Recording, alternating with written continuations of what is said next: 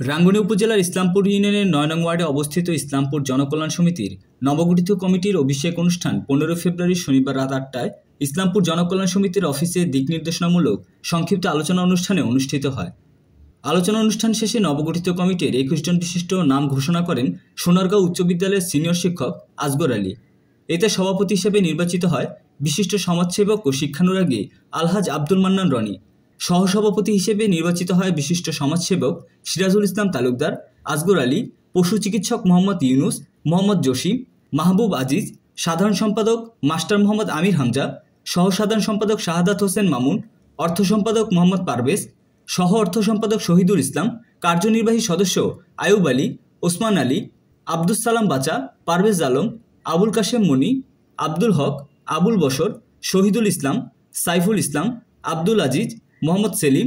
উপদেষ্টা হিসেবে নির্বাচিত হলেন যারা: আহমদ সৈয়দ তালুকদার, তাজুল মুল্লুক, মাস্টার নুরুল ইসলাম, সালে আহমদ, আহমদ হোসেন, নুরুল ইসলাম বুজ্জে, ইদ্রিস সওদাগর, মোহাম্মদ ইদ্রিস, ইউনুস মিয়া, আব্দুর রহমান, আব্দুল আলী, মনিরুজ্জামান বটন, আব্দুস সাত্তার।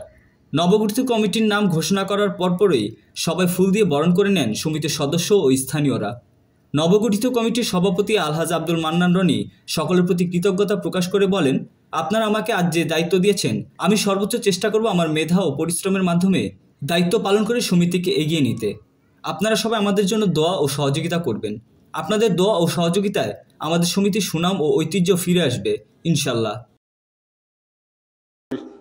সমিতি উন্নয়ন হতুন এখন আই যারা কার্যকরী পরিষদ সদস্য আছে আই ব্যাকুলার আগ্রহ করতুম যারা তো পয়সাওয়ালা আসিল ইতারা গরিবে গিয়ে অনেক এখন যারা নিম্নত্ব মানুষ আছিল আল্লাহ ইতারে আল্লাহ পয়সাওয়ালা বানাই আরও আল্লাহর কাছে কামনা করবে আল্লাহ তারা আরও পয়সাওয়ালা বানাক। যারা ন্যূনমত্ব মানুষ আছিল ইতারা এখন চাষাবাদ করে, যারা শিক্ষিত মানুষ আছে তারা চাষাবাদ না করে। আর ইঞ্জিনিয়ার সাহেব সংসবদ্ধা এই প্রতিষ্ঠাতা লগ্নত্ব আসিল তারা প্রতিষ্ঠাতা ইতারা নাই শরৎ গিয়ে তার ফল আর নোয়াইব।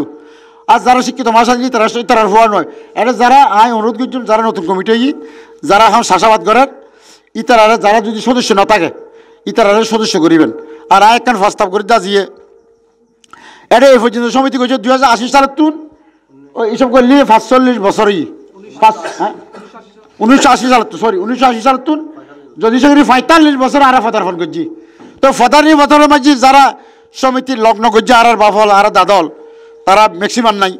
আয় আজিয়ে অনুষ্ঠানের মাঝে আয় কার্যকরী পরিষদের এবং উপদেষ্টা পরিষদের আর খোলা আবেদন থাকবে আর অন্তত যারা সমিতির সদস্য ওই মানুষের তো আর কিছুদিন না পারে কিছু নদীর মরিজারি আর আগ মৃত্যু ফোন করছুম আয় যদি আল্লাহ বাসা রাখা আগ মৃত্যু ফোন করছুম এত কিছুদিন না পারি মরিজালি বেলায় আর আগ মৃত্যু ফোন নির্ধারণ করছুম ব্যাকুরও লই আয় ব্যাকুরও যদি অনুমতি দেয় আর এত কিছুদিন না পারছুম মরিবার শ্রদ্ধাভাজন মুরব্বীরা যে স্বপ্ন নিয়ে সমিতিকে প্রতিষ্ঠা করেছেন তাদের স্বপ্নকে বাস্তবায়ন করা, এই দুইটা দায়িত্বকে সামনে নিয়ে আমাদেরকে এগোতে হবে।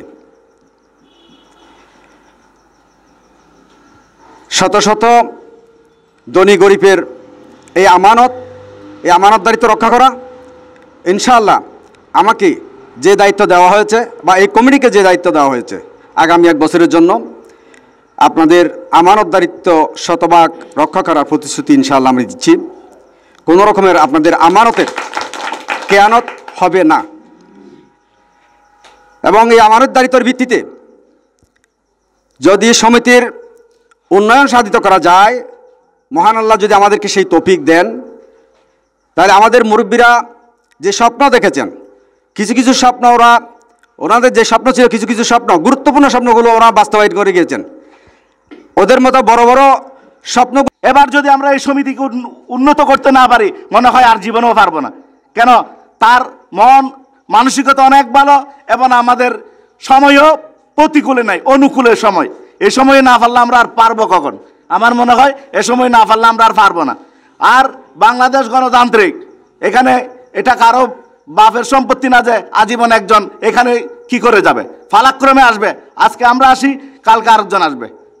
আজকের সভাপতি 1 বছরের জন্য নির্বাচিত, এরপর আপনারা আবার সভাপতি নির্বাচিত করবেন।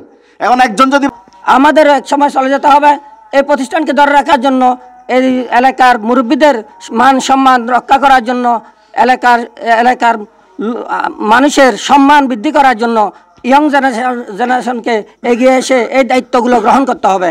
আমি আজকের এই মিটিংয়ের মধ্যে ইয়ং জেনারেশনের যারা আছে এদেরকে উদাত্ত আহ্বান জানাচ্ছি, আপনারা এসে আমাদের সাথে সংশ্লিষ্ট হয়ে কাজ শুরু করেন।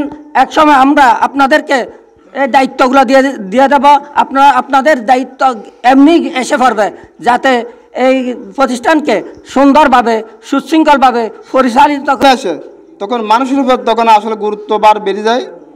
ইনশাল্লাহ আমার বড় ভাই এই প্রতিষ্ঠানকে আগামী দিনে এই সমিতির উন্নতি এবং উত্তরোত্তর কামনা করবেন।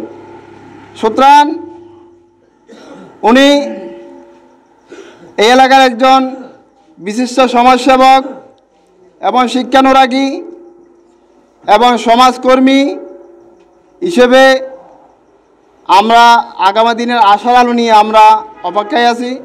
সুতরাং আমরা আশা করি ইসলামপুরের একজন কর্ণধার হিসেবে আমরা